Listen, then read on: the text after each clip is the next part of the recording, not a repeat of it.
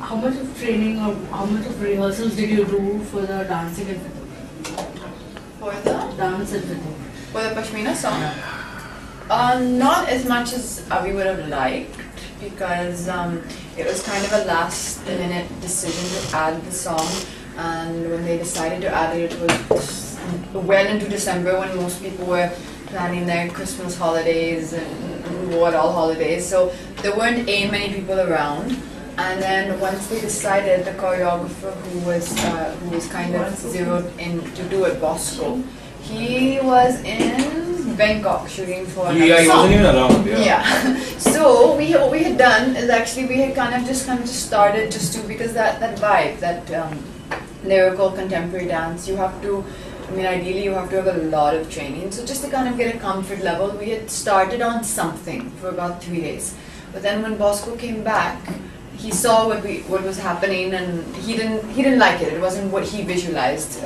So we went back to zero, went back to scratch, and then from that point on we had ran out of time, and then we only had about 3 days. Not even 3 days. 2, no? Yeah, we had like 2 days after the steps. And then Adi had to take off 1 day for Christmas lunch. I mean, everyone took off for that Christmas Day lunch, that 25th.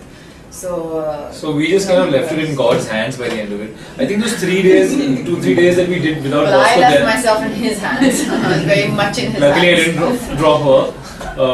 No, but I think those 2-3 days we did, even when Bosco wasn't there, at least we were getting into the groove of those similar kinds of movements. Not the same thing, but it was important for me because I haven't done that. It must be a challenge for you. For her, dancing is fine, but you've never. For me, it was a challenge. And also, this form of dance, it can look really wrong on a guy if very easily.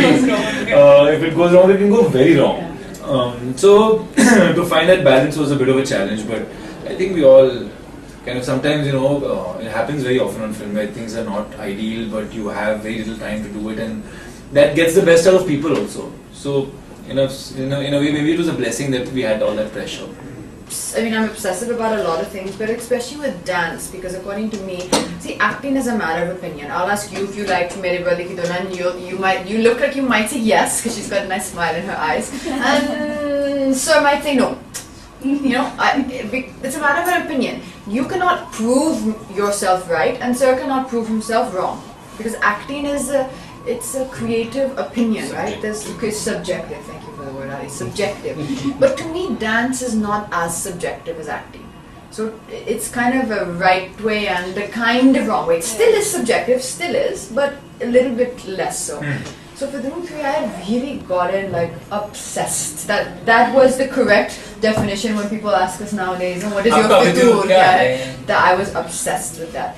And after that, at the time I was still not, like Adi's saying, I still wasn't really satisfied. And then later in retrospect, I kind of realized that, at that point I could have been satisfied. Not that I cannot do any better. Not if someone comes today with another song in the world of that kind of dance, I think I could probably try and do it better, and probably hopefully would. But some point you do have to also say, okay, yeah, that was okay, and I did an okay job. Let it go. Not let it go. If you have managed to do something, then recognize it. Correct. Sometimes. That's